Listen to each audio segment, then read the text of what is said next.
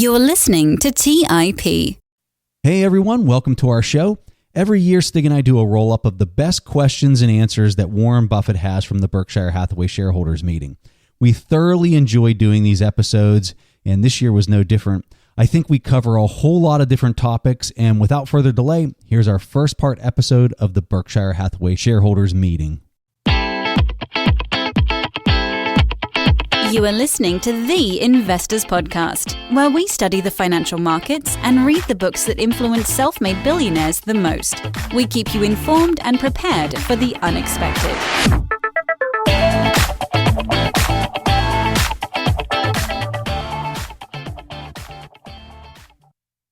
Hey everyone, welcome to The Investors Podcast. I'm your host, Preston Pish, and as always, I'm accompanied by Stig Broderson.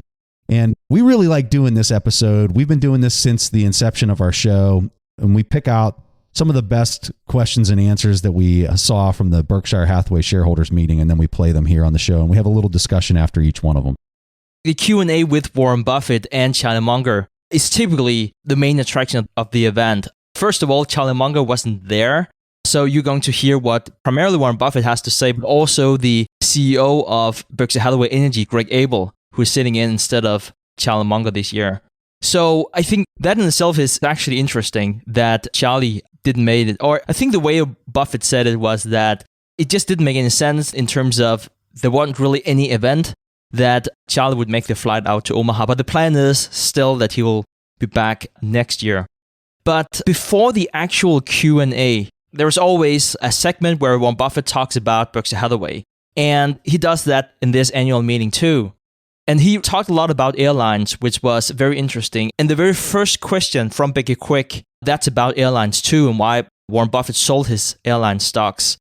And so what we've done just for this question is that we're just going to play what Warren Buffett said in the segment about Berkshire Hathaway, about the airlines, and then we're transitioning into the first question, and then hear what Warren Buffett has to say. So it's just going to be for the very first question. But yeah, let's see what he has to say. I just decided that I'd made a mistake. Evaluating it was an understandable mistake. It was a probability-weighted decision when we bought that we were getting an attractive amount for our money when investing across the airlines business. So we bought roughly 10% of the four largest airlines. It's not 100% of what we did in April, but we probably paid $7 or $8 billion. We were getting $1 billion roughly of earnings. Now, we weren't getting $1 billion of dividends, but we felt our share of the underlying earnings was $1 billion, and we felt that that number was more likely to go up than down over a period of time. That it would be cyclical, obviously. It was as if we bought the whole company, but we bought it through the New York Stock Exchange, and we could only effectively buy 10% roughly of the four. And we treated mentally exactly as if we were buying a business. The companies we bought were well managed, did a lot of things right. It's a very, very, very difficult business because you're dealing with millions of people every day, and if something goes wrong for 1% of them, they are very unhappy. The airline business, and I may be wrong, and I hope I'm wrong, but it changed in a very major way, and it's obviously changed in the fact that their four companies are each going to borrow perhaps an average of at least 10 or 12 billion each. Well, you have to pay that back out of earnings over some period of time. I mean, you're 10 or 12 billion dollars worse off if that happens. And of course, in some cases, they're having to sell stock or sell the right to buy a stock at these prices. And that takes away from the upside down. And I don't know whether 2 or 3 years from now that as many people will fly as many passenger miles as they did last year. They may and they may not. But the future is much less clear to me.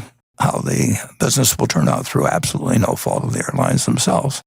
But something that was a low probability event happened, and it happened to hurt particularly the travel business, the hotel business, cruise business, but the airline business in particular. And of course, the airline business has the problem that if the business comes back 70% or 80%, the aircraft don't disappear. You've got too many planes. Now, it didn't look that way when the orders were placed a few months ago, and the world changed. Wish them well, but it's one of the businesses we have. We have businesses we own directly that are going to be hurt significantly. The virus will cost Berkshire money. It doesn't cost money because our stock and various other businesses moves around. If XYZ, which is, say, is one of our holdings, and we own it as a business and we like the business, the stock goes down 20 or 30 or 40%, we don't feel we're poorer in that situation. We felt we were poorer in terms of what actually happened to those airline businesses, just as if we'd owned 100% of them. So that explains those sales, which are relatively minor, but I want to make sure that nobody thinks that involves a market prediction. We were not disappointed at all in the businesses they were being run and the management, but we did come to a different opinion on it. And they're the four largest U.S. airlines. It's American Airlines and Delta Airlines and Southwest Airlines and United Continental. And I think collectively at least 80% of the revenue passenger miles and it is flown in the United States. And they have significant international flying too, excluding Southwest. So we like those airlines, but the world has changed for the airlines. And I don't know how it's changed, and I hope it corrects itself in a reasonably prompt way. I don't know whether the Americans have now changed their habits or will change their habits because of an extended period, if it happens that we're semi-shut down in the economy. Who knows how we come out of this, but I think that there's certain industries, and unfortunately I think that the airline industry, among others, that are really hurt, forced, and in fact shut down by events that are far beyond their control. Really nothing to add, Warren. Okay. Well, we got another Charlie here. I didn't intend to use that as a line, but you've covered it well. We would have bought other airlines too, incidentally, but those were the four big ones, and those ones we could put some money into, and we put whatever it was, 7 or 8 billion into it, and we did not take out anything like 7 or 8 billion, and that was my mistake. But it's always a problem if there are things on the lower levels of probabilities that happen sometimes, and it happened to the airlines, and I'm the one who made the decision. I really like this conversation. I think Warren Buffett has, or sometimes can have, a habit of not talking too much about his positions and why he just bought and sold. I guess it's also to shield himself from too much confirmation bias, but I really like this discussion. And I think that one of the key learning outcomes for me was whenever he talked about probable mistake. And what he means by that is that if you played this scenario an infinite amount of time, the decision to buy airlines, it probably would be a good decision. So what he mentioned then was he paid between $7 and $8 billion for around $1 billion in profits, and he expected that to increase. So yeah, it probably would be a good idea in most scenarios. But then because of COVID-19 happening, this situation completely changed the intrinsic value of his airline stocks. And I think it's very important to then say that you cannot control the outcome, but you can always control your decision. So I found that insightful, and I think it's very interesting to note that Buffett bought Delta stocks back in February for $44, and right now it's trading at $22. And he actually said to Becky Quick at the time that he didn't intend to sell any of those stocks due to COVID-19. And not long before that, Delta was actually trading at $60. Now, what then later happened was that Buffett first sold Delta, also a position in Southwest Airlines, back in March. But the way that was conducted was just a bit weird because he basically just took his position down to a little less than 10%. And it looked like it was really just for legal regulation purposes that he did that, because the reason why we even had information about what he did in February was because he held more than 10% stake. So it just kind of looked like a trimming. And then we just saw that he sold out completely of his position. So to me, that was quite interesting. And the other thing was that Buffett said in that interview with Becky Quick back in February that only 3 out of those 4 major airline positions, that was his. The fourth was either Todd or Ted. He didn't say which one of the 4s that was not his.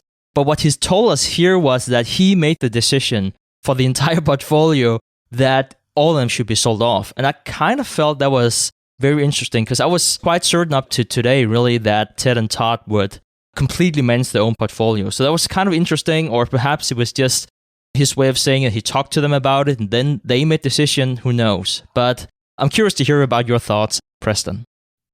It's kind of fascinating to see how he was talking about this. So the big points that I had was the one he talked about, the borrowing was going to be between $10 billion per company that he owned in order to just offset what they were going through. So when you're looking at something from an enterprise to earnings level, so we mention enterprise value a lot. So for people that are listening to the show, they might hear the term, they might not understand the term, but Stig and I and some other value investors really like to look at the earnings a company makes relative to that enterprise value. So when you're looking at that proportion, let's just say that the enterprise value of a company is $10, it makes $1 of earnings. Therefore, we think that just in really rough estimates that the company should probably yield about a 10% annual return based on those kind of metrics, okay? So the reason we like enterprise value is because it also accounts for the debt of the company. So let's say a company has no debt. Going back to the example of $10, we'd say that the enterprise value of the company is $10. But if the company had, let's say, another $10 of debt and its market cap was $10, you'd add those two numbers together in order to get your enterprise value. There's also a little bit of a cash calculation in there, but I'm just going to act like that doesn't exist for this really easy example. But let's say the company had $10 of debt, $10 of market cap for a enterprise value of 20. So if that company still has $1 of earnings, you're not getting a 10% return, you're getting a 5% return because you're accounting for the debt in the valuation, the enterprise value of the company. So that's the easiest way I can break it down. So when I hear Buffett talking about each one of these companies are going to have to take on an additional $10 billion of debt to be able to sustain what's happening, in my mind, I'm saying, yep, he's doing an enterprise value calculation. He's adding that into the market cap of the company, and he's having a reduction in the percent that he's expecting it to get back from that company because of the debt implications, the burden that those companies now have. So I think that's an important point for people to think about, that he'll never get into and explain in that way, but he says it real casually, like, oh yeah, each one of the companies are going to have to take on $10 billion of debt. He's on to the next comment, but that's a gem of a comment for people to understand how he's thinking about valuations. One thing that really stuck out to me was that Buffett said, or at least between the lines, I have a hard time valuing these companies. So this was not Buffett necessarily saying airlines will be a bad investment the next 5 or 10 years. He was more saying, I can't own it because it's too difficult for me to value. To me, that was just something I think that was really worth noting. And he knew how to do that before. Airline traveling, it's such a commoditized business, and it was so easy to make so many projections. At least if you look at it historically, a lot of good things happening, low oil price, that would be really good if you own an airline, which is the major expense. But if you don't know that your top line anymore, it used to be so that you had a reasonably good idea of the top line. It typically also followed some sort of function of GDP.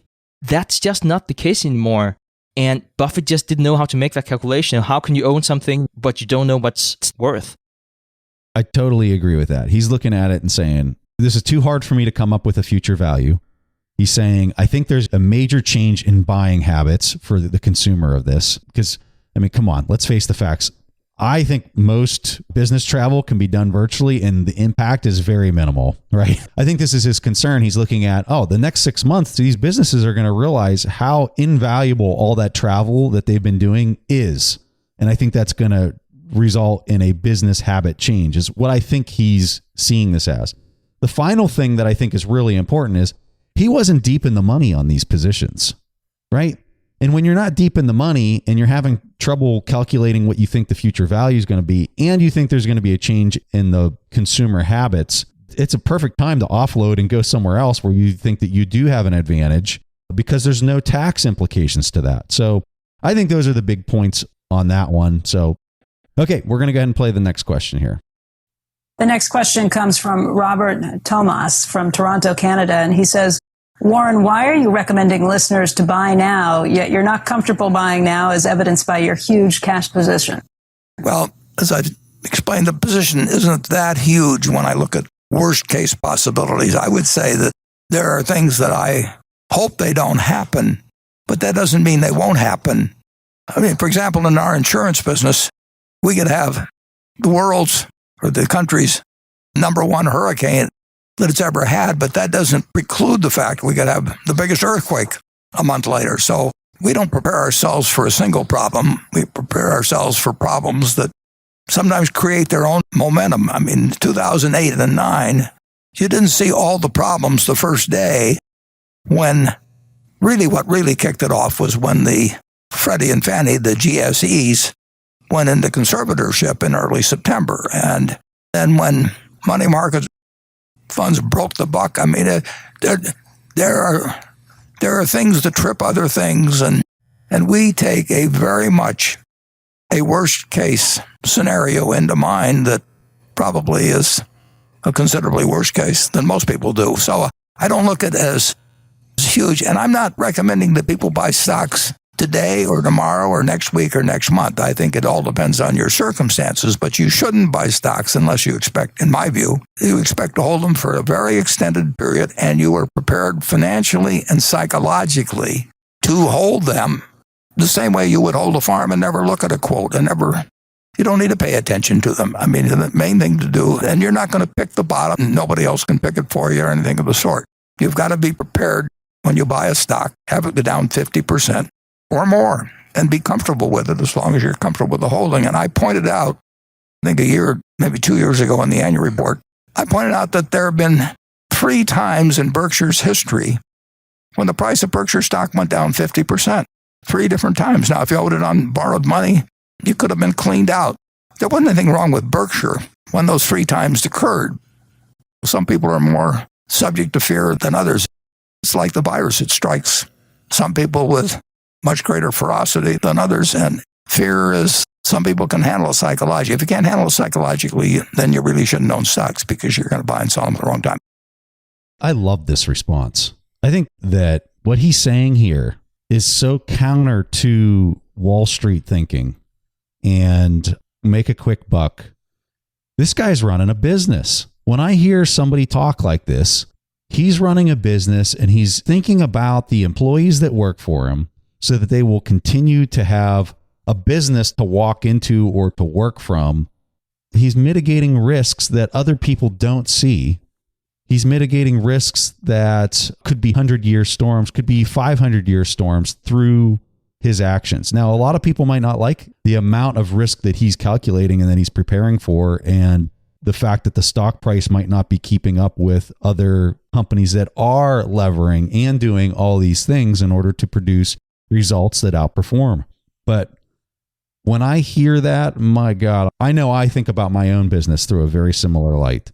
I could give 2 craps whether I'm outpacing this or outpacing that. And I just love this response. I really like this. And, you know, as a person that has thrown a lot of rocks at Warren for having such a large cash position and telling people to buy the S&P 500 and not buying it with his massive cash position, I think that this response talks to how he views insurance, how he views, I think his comment there with I could have a hurricane and then I could have another major 100-year event back to back. And then they're going to be looking at Berkshire Hathaway to cough up some money in order to take care of this.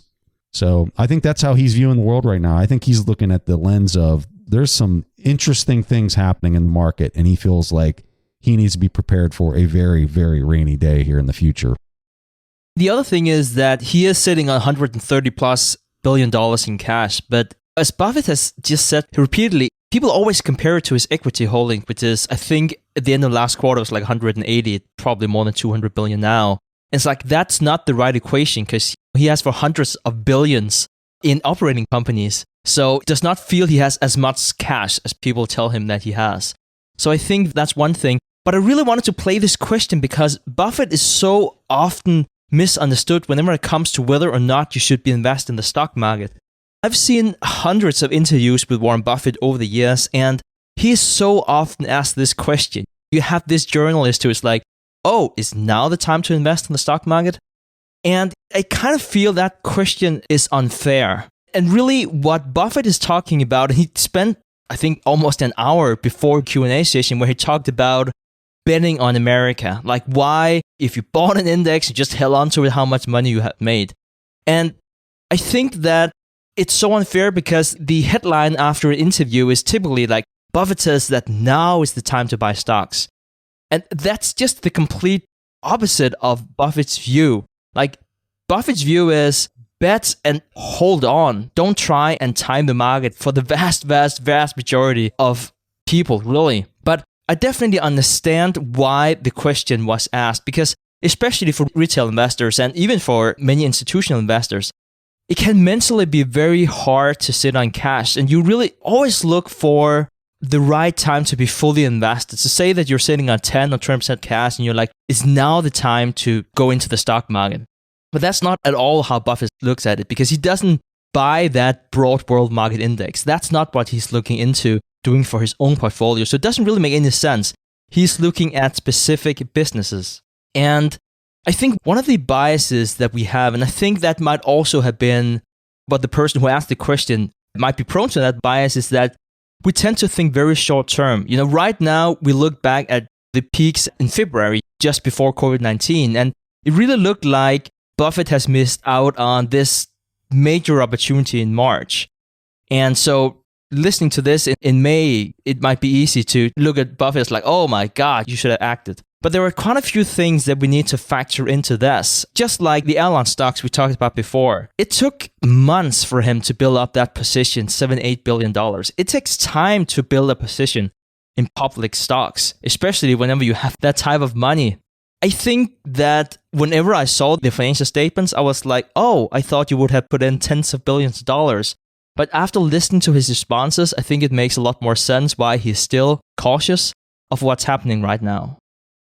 The only other thing that I would add, Stig, why I think it was a very fair question, is when you look at how he's been allocating his free cash flow over the last 2 years, a significant portion of that free cash flow has been going to cash or into really short duration bonds, which are cash equivalents. And so I think a lot of people, including myself, has been screaming, hey, he's going on TV and saying you should be an owner of equities.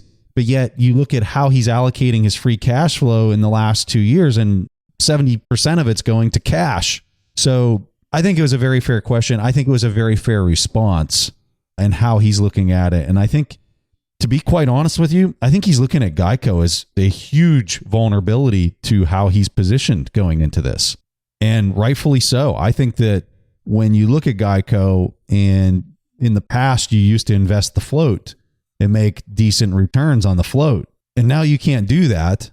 But as the parent company, which is a fully owned operational subsidiary, that's what Geico is to Berkshire Hathaway, the fact that he fully owns that thing, he's fully responsible for any missteps or any issues that the thing has at this point. I think the insurance industry is not a place I would not want to own Geico today, based on where interest rates are at, right? I mean, what's the advantage to him other than the liabilities that he talked about in that response? I think it's a big concern. And it's amazing how things go in phases. It used to be his biggest asset was Geico and how he could invest that float. But now that you got interest rates pegged at 0% and hell, they're going negative, right? That becomes a liability at that point, especially if you're talking about being a parent company and you fully own the thing. So I don't know. I think it's a very, very interesting conversation. And I'm sure there's layers deeper than we're even talking about right now, that I think if you got Warren in the room and had no cameras on, I think he would say Geico is a little scary for him right now. I think that looking at Geico specifically, there are a lot of different moving parts that really make that interesting. One thing is the interest rate, as you said. I think that they still make a decent margin on the underwriting still. And the other thing is the way that they're positioned, the way that these deals are renewed.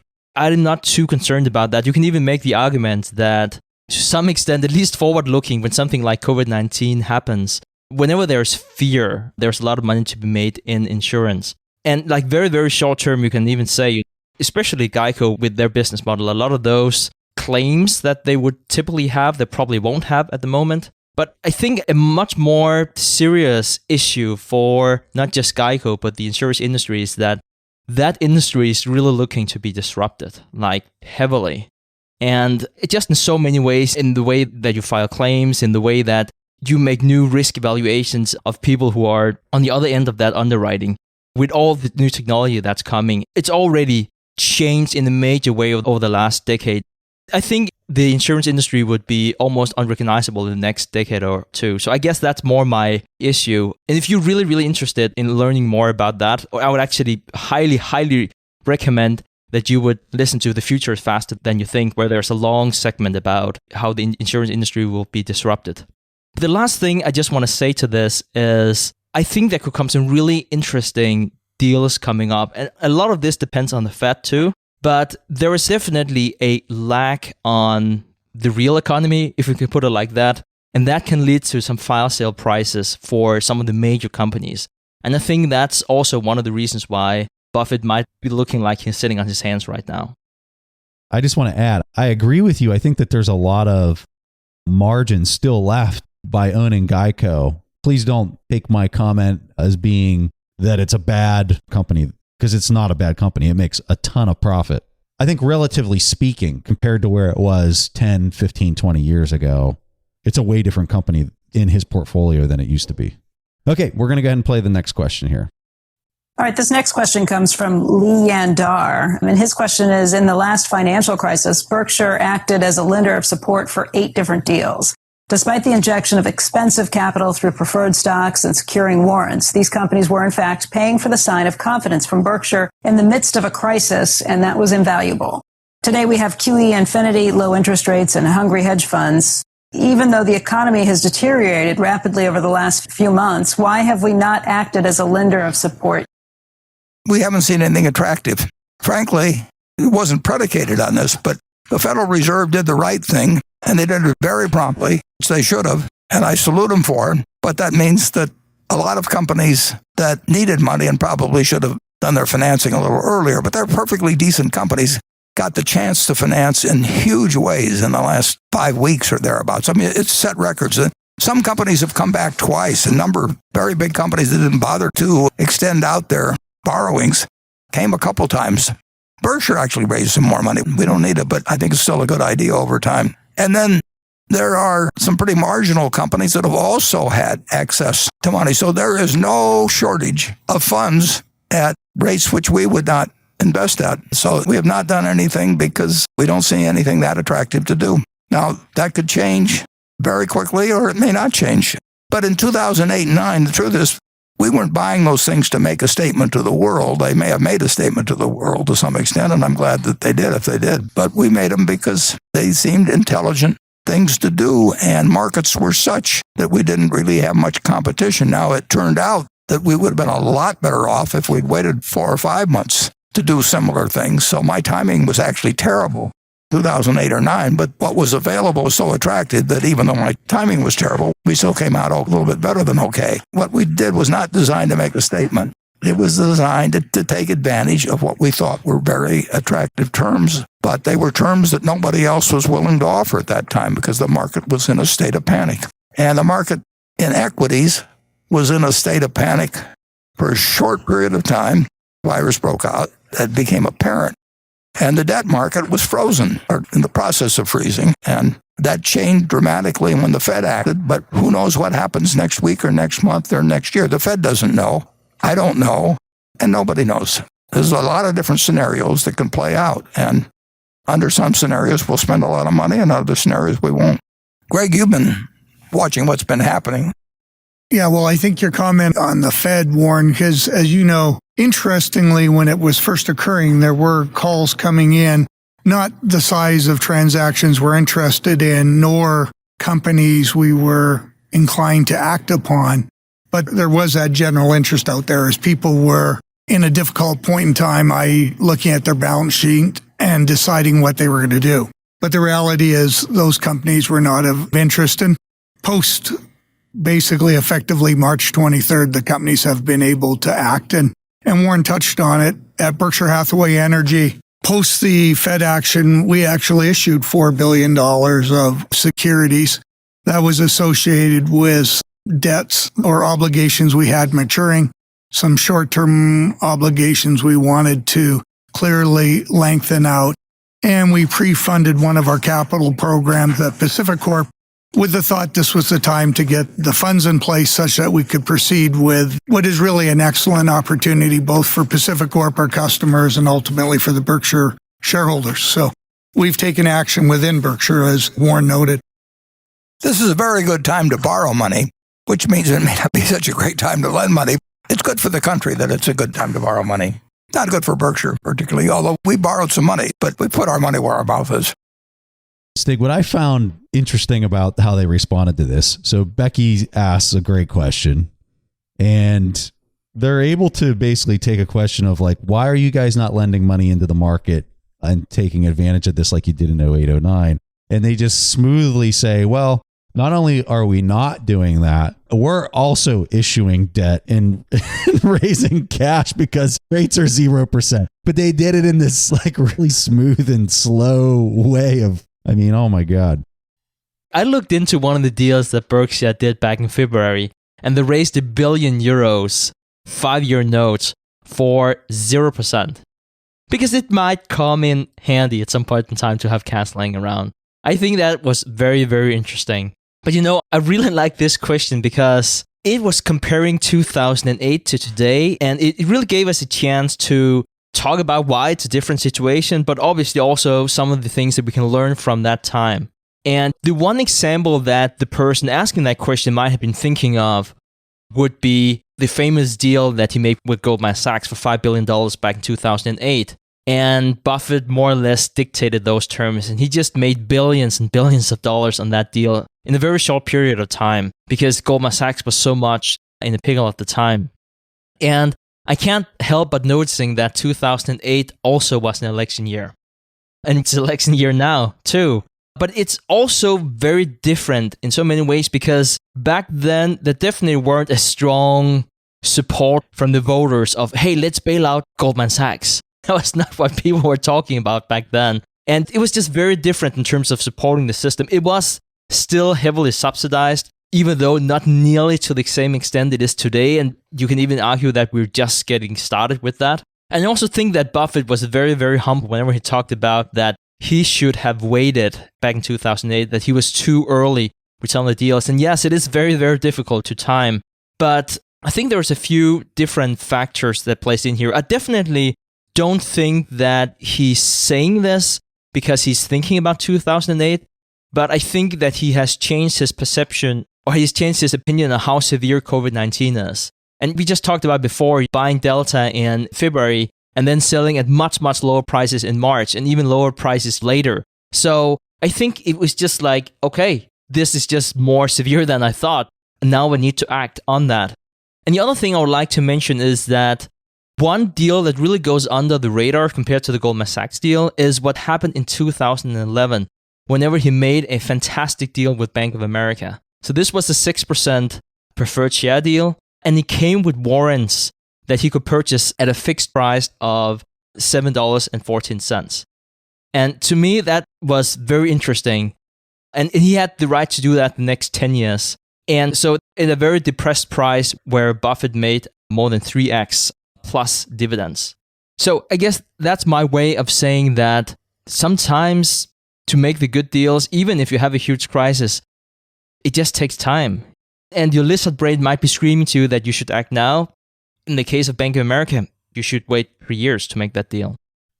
Yeah, and talking about the Goldman deal, so yeah, he supplied $5 billion to Goldman in a time of need back then. But there was convertibility clauses to common stock on these deals. And I think that's something that people lose sight of. And I think something that question is, for a person who doesn't know the history on it, would hear, oh, well, he was providing cash to the market back then. He was, but he was also orchestrating the conversion of that into common stock. And I think the strike on that Goldman Sachs was like 115. And back then Goldman was trading at like $70 or $80 when he did that deal. And so when he eventually exercised it, I think the price of Goldman was well over $200 a share. So his $115 strike was an immediate 100% gain as soon as he exercised that option.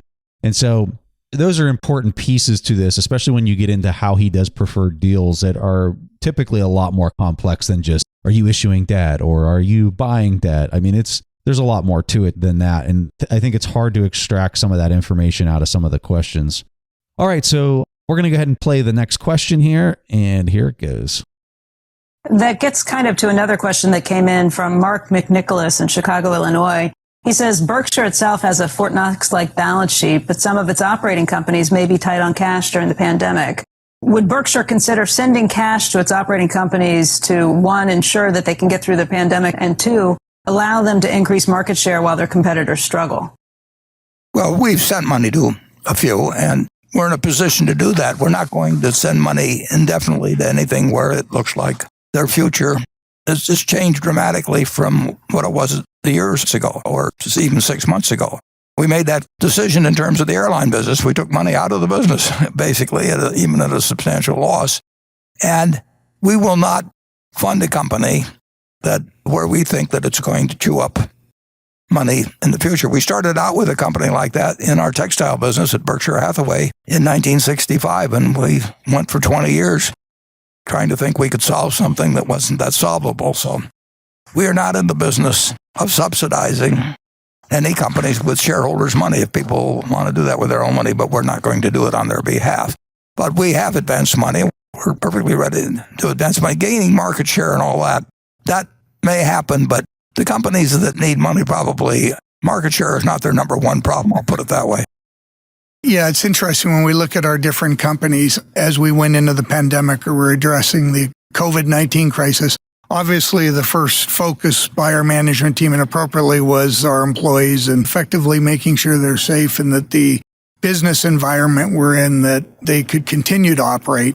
Then we quickly moved to looking at where our customers were in the cycle. What was the underlying demand within the business? And to great credit to our managers, they very much have adjusted their businesses consistent with the underlying needs and demands of our customers. So effectively, they're moving with the customer, meaning very few of our businesses have actually required funds. Some have, and as Warren said, we've advanced the funds to them, but the businesses have really reacted in a way where they're managing consistent with where the market's at, i.e. the demand for their products. Berkshire is almost certain to generate cash. I mean, nothing's 100% certain, but as Greg mentioned, at Berkshire Hathaway Energy, we had some short-term financing. We don't have short-term financing at any degree. We'll never get ourselves in a position where we have a lot of money that can come due tomorrow. And people that were financing heavily with commercial paper and then found their business stop, well, you've seen what's happened to the airlines. I mean, they need money. Cruise lines need money. Some businesses that it's just the nature of what they're in. Berkshire will never get in a position where it needs money. But we factor in some things that are not ridiculously unlikely. And I'm not going to spell out scenarios because to some extent, if you start spelling out scenarios, you may increase the chance of them happening. So it's not something that we really want to talk about a lot. But our position will be to stay at Fort Knox, but we don't need 130 or 35 billion. But we need a lot of money always available. And that means we own nothing but treasury bills. I mean, we never buy commercial paper. We don't count on bank lines. A few of our subsidiaries have them, but we basically want to be in a position to get through anything. And we hope that doesn't happen, but you can't rule out the possibility any more than in 1929 you could rule out the possibility that you would be waiting until 1955 or the end of 1954 to get even. Anything can happen, and we want to be prepared for anything. But we also want to do big things. If the prices are attractive, as Greg said, there was a period right before the Fed acted. We were starting to get calls. They weren't attractive calls, but we were getting calls, and the companies we were getting calls from after the Fed acted, a number of them were able to get money in the public market, frankly, at terms that we wouldn't have given it to them. So I really like this question, and I like the question because the person asking really gives Buffett a chance to highlight the advantage of Berkshire Hathaway to be able to freely move, tax-free move around cash in the organization where it's put best to use. And that's really whenever it pays off to be a conglomerate where you have a great capital allocator in charge, which is surely the case here for Berkshire Hathaway. But what I like even more about this is how Warren Buffett talks about that he doesn't want to subsidize companies that need cash because they're in a difficult situation. And he mentioned airlines. Airlines are in a tricky spot, so he's selling his position in airlines. He doesn't want to subsidize them for the sake of doing that because they are now part of the Berkshire family. And it's very interesting because in a way you could even say that Buffett is being penalized for being capitalist. And what I mean by that is that there are so many people, especially the government, they have a strong incentive, and perhaps for good reason, to why major airlines or a company like Boeing are so important to the infrastructure, so important for so many parts of the US. But you don't have to think like that whenever you are a businessman. You're just thinking, what makes sense to quote unquote subsidize? What makes sense to invest in? Where do I get the best return? Not which company should I save for the sake of saving them. And if those companies haven't been bailed out by the Fed, I would be very interested to see what would have happened. And perhaps that will happen. I do think, for the record, though, that we will continue to see a lot of companies being saved for the time to come, not just this year, perhaps also going to next year. But I'm very curious to see what happens then. Whenever that credit truly freezes, how will Buffett act? And I think that's whenever we're going to see him bring back that elephant gun that he talked about for so long, making those huge acquisitions. And that's the time whenever we're going to see a new Bank of America deal or Goldman Sachs deal. Buffett is basically thinking like he owns an insurance company, which he coincidentally also does. But he is thinking that at the right price, he can more or less insure and invest in anything. But it's just not attractive right now. Not the way things are with the Fed and the current market conditions. Yeah, I don't really have too much to add on this one. I think he's just, in effect, he's saying if we think that the business will continue to have viability into the future, we own it as a wholly operational subsidiary. We'll supply them some cash to help them get through that so that they don't have to borrow. But for the most part, and this is how he's always treated his businesses, is, hey, run your business and update me on how things are progressing. And if you get in a world of hurt and we think that you're still viable, we'll help you out. But for companies like the airlines, I think for a person who's listening to this that's not intimately familiar with all the assets on their balance sheet, the airlines were a non-operational subsidiary, 10% holdings, right? It's real simple for them to just say, we're done with this and we don't have any type of obligations to you in the future when we sell all your stock. But when he has, I don't know how many operational subsidiaries they have, what is it, like 80 or 70 completely fully owned operational subsidiaries, they've got to treat those businesses a little bit differently than they treat a Delta or some type of just equity position that they bought off the open market. So that might be lost a little bit in the response as well. But I think those were the businesses that they were talking about in their response. And if they felt like, I know that they own Encyclopedia Britannica, or at least they might have sold it by now, but I've seen that on their display at the shareholders meeting. And for me, it's just like, I don't know how that business is still possibly making money. So if they come to you and are saying, we need cash, I'm sure they're saying, sorry, we're not going to provide it, right? It's like, I think they're just trying to, his comment is pretty straightforward as far as where they're providing capital and where they're not. All right. At this point, we're going to continue this conversation next week. We got another 4 questions to play. We just thoroughly enjoy doing this. I don't know if the audience enjoys it, but I know Stig and I really enjoy doing these. All right. So we're going to play a question from the audience, and this question comes from Morris. Hey, Preston and Stig. I love the podcast. Today, my question is regarding inflation. I'm a relatively new investor and don't understand the phrase cash is trash. When I think about it, in an inflationary period, security prices are bound to drop. And while the value of my dollar is decreasing, the ratio between the value of my dollar and the value of securities is higher than ever before. That makes me think, is this phrase only referring to gold and other commodity types? Please explain where my reasoning may be wrong. Thanks. This one could go on for a while. I just knew you would say that, Preston. And you know, the phrase cash is trash that you're referring to, for people that aren't familiar with where that came from. So this was Ray Dalio at Davos. He was sitting there talking to the Squawk Box crew, and he made the comment, cash is trash. And it just happened to coincide with like market highs. And then you had the big COVID-19 meltdown, and everybody in all of finance has been just beating Ray Dalio over the head with that quote. And I think when Ray said it, he was saying it. So he has a LinkedIn profile and he posts a lot of great articles on how he's seeing the market. I'm seeing the market from a very similar, heck, I think you could just say that I'm copying a lot of the stuff that Ray Dalio is stating as far as how he's seeing the currencies today.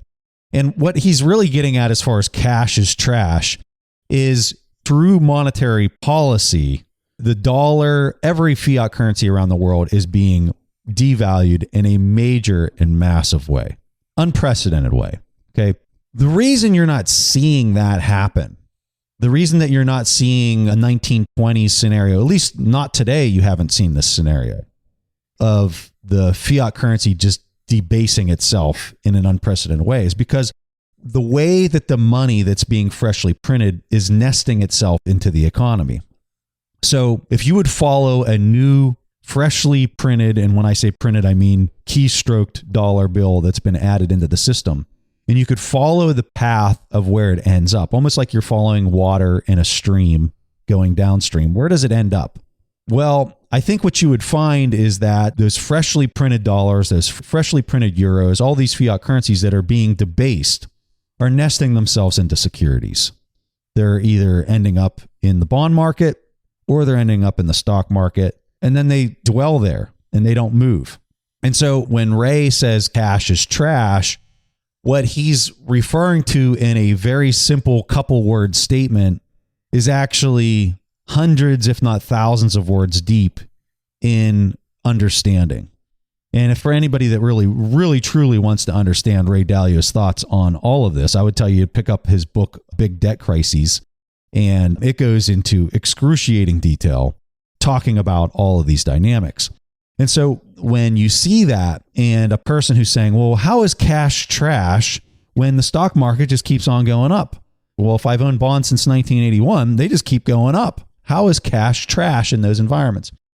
And if you're talking relatively speaking, and you're talking about the time frame of 1981 until now, it's not on a relative basis. It's those other securities have gone up and they have been a way better position than cash.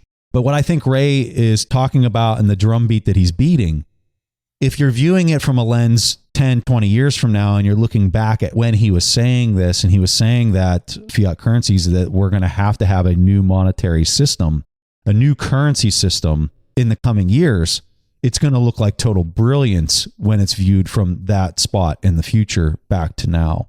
And so it's really, really difficult for somebody to wrap their head around all these nuances, especially when they're said in a cute blurb that is really easy to say and really easy to iterate, but without the understanding of where it's coming from, I think it can be lost a massive amount of confusion. So Stig, kind of curious to hear your thoughts. Yeah, I think you bring up a good point with that interview with Ray Dalio. I know I come off like a bitter, grumpy old man, and I think the interview was like 5 or 7 minutes, and I think the interviewers probably interrupted him like 10 times or something like that. And I just remember it was so frustrating listening to, because I wanted to hear about this monetary system. I wanted to hear about like what's going to happen. Why is cash trash? Sometimes in life, there are so complicated topics, including currency systems, that you just can't explain on CNBC for 35 seconds. Unfortunately, I would have loved to have that conversation just drag on. But I like that question for a bunch of different reasons. I think you can look at it from many different angles. One thing is the typical Warren Buffett way of looking at this. He's saying if you bought the Dow in 1900 at $66, now it would be trading at 28,538 at the end of 2019. So in that sense, yes, cash is truly trash. And then there's the component of inflation. So obviously you can't get the same for $100 today as you could in 1900. So that's definitely one part of it. The other part of it is to understand that cash is fantastic in many ways, because it is basically a call option on all asset classes, because you have the flexibility to immediately go into different investment opportunities. So in that way, it's a good thing. You can also say it's a good thing to have as a hedge. For instance, for those of us who had a cash position going into this drawdown in the market, we don't experience the same drawdown simply because cash more or less maintained the same value if you just discount that for inflation. So you can look at it for different angles, but generally, if we look at this historically, definitely you can say cash is trash. That opportunity cost for having cash lying around, we were talking definitely about a minor allocation of your portfolio. The other thing I want to say about this is going back to this inflation and going back to Ray Dalio. He has been talking during this interview where he had 35 seconds or whatnot, because one of those questions was actually, so what should you invest in?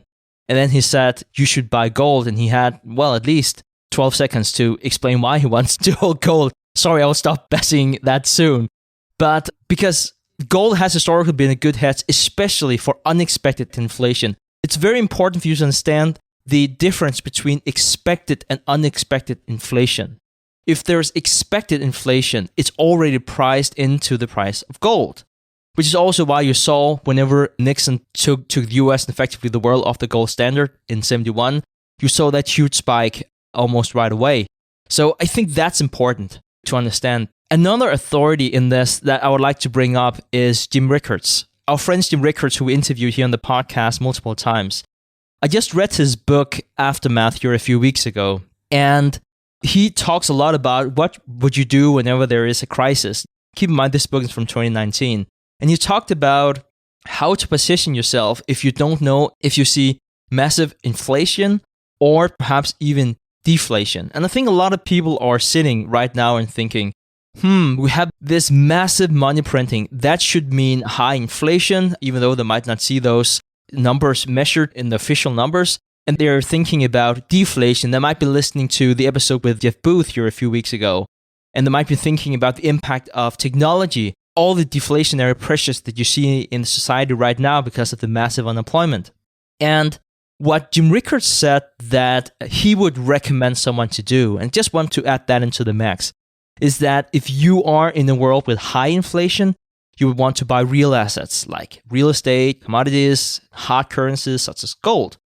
However, if you're in a world with deflation, you would rather consider investing in utility stocks, safe fixed income, and currencies might actually also be interesting because just being in cash will improve your purchasing power. And he said if you really didn't know what to do, you can diversify into both categories, but always maintain a position in cash. So whenever you know which direction you're going, inflation or deflation, that's whenever you want to size up your bets. So I just want to add that into the discussion. Stig brought up a good point about Ray's comment and the context of his comment. So when he said cash is trash, he's also out there beating the drum on owning gold. And if you look at how cash has performed relative to gold since that interview, gold has drastically outperformed. And it's also outperformed the S&P 500 or any other stock index you want to bring up. Maybe not the NASDAQ. I don't know if it's outperformed the NASDAQ, but it's close. So that was where Ray is coming from with the comment. Something else that I just want to briefly talk about is how currencies fail. What does that look like when a currency fails? And for people who have never experienced this, myself included, I've never experienced a currency failure in any kind of market. I know that they've happened since I've been alive in other countries, but I've never gone through it. I don't know exactly what that's going to feel like or look like, but I've read enough books to hopefully understand the nuances of that. And I've been beating this drum on social media for people to study this thing called the Cantillon effect. We can have a link to that idea in the show notes, but read up on how the Cantillon effect works. And it goes back to what I was describing earlier, where freshly printed money nests itself into securities, into financial assets, because of how that money's being inserted into the system through quantitative easing today. All of those things are important for a person to know and understand. But when a currency ultimately fails, to the person who's experiencing it, it feels like it happens all at once. There's all these events leading up to it that just don't feel right, that don't seem right. Like, for instance, unemployment being 15%, but yet the stock market's trying to make new all-time highs. Those two being together does not make any sense whatsoever. Those are kind of the cues that there's cracks in the dam. And that's how I would probably describe a currency failure, is you have a dam that's built for a certain water level, and the water level is getting higher and higher and higher so that it's exceeding the capacity of the dam to hold it. And you're starting to see these cracks in the dam, but then when the dam breaks, it happens all at once, and it happens abruptly. And that's where I think people that are looking at the government bonds right now, and they're saying, well, there's not a lot of volatility in the yield. They're pretty calm. They're at 50 basis points and they're not jumping all over the place. But if people could see why that's happening, it's because there's massive selling and then there's massive government buying on the other side of that, providing more and more liquidity into the system. So the way I would describe that is you're getting bigger cracks in the dam. The dam is just covered with cracks all over it. And yet you have people still living in the town down below, dancing all around, thinking that things are perfectly fine, when in fact you're about to have a catastrophic meltdown of that system. I personally believe that's what Ray Dalio is saying with his quote, "Cash is trash." He's suggesting that we are upon a time where there is going to be a new currency, a new system that is built. And you don't know if it's going to happen tomorrow. You don't know if it's going to happen a year from now, 2 years from now, because it's so hard to know when the strength of that dam is going to break. But based on how the government is responding to this, they're not taking water out of that water level. They're raising the water level. They're chipping away at the dam. They're actually making it more unstable through their interactions and the manipulation that they're doing. And so I think it's just making that situation all the more inevitable. And so I know this was a super, super long response to a really simple statement, but there's a lot behind that. A lot behind that. Okay, so Morris, loved the question. We're going to give you a free annual subscription to TIP Finance. This is the tool that Stig and I developed, helps people find undervalued picks in the market. It also helps people manage some of that risk of buying undervalued companies with our momentum tool. That's really super simple to use. It either has a green status, it has a red status to indicate long-term momentum trends. And we're really excited to give that to you for free. So thank you for asking such a great question. And for anybody else out there, go ahead and check out our TIP Finance tool. Just go straight onto our website and click on Finance in the navigation bar, and you can check it out there. Also, if you want to ask a question and get it played on the show, go to asktheinvestors.com. And if you get your question played on the show, you get a free subscription to TIP Finance. All right, guys, that was all that Preston and I had for this week's episode of the Investors Podcast. We see each other again next week. Thank you for listening to TIP. To access our show notes, courses, or forums, go to theinvestorspodcast.com. This show is for entertainment purposes only. Before making any decisions, consult a professional. This show is copyrighted by the Investors Podcast Network. Written permissions must be granted before syndication or rebroadcasting.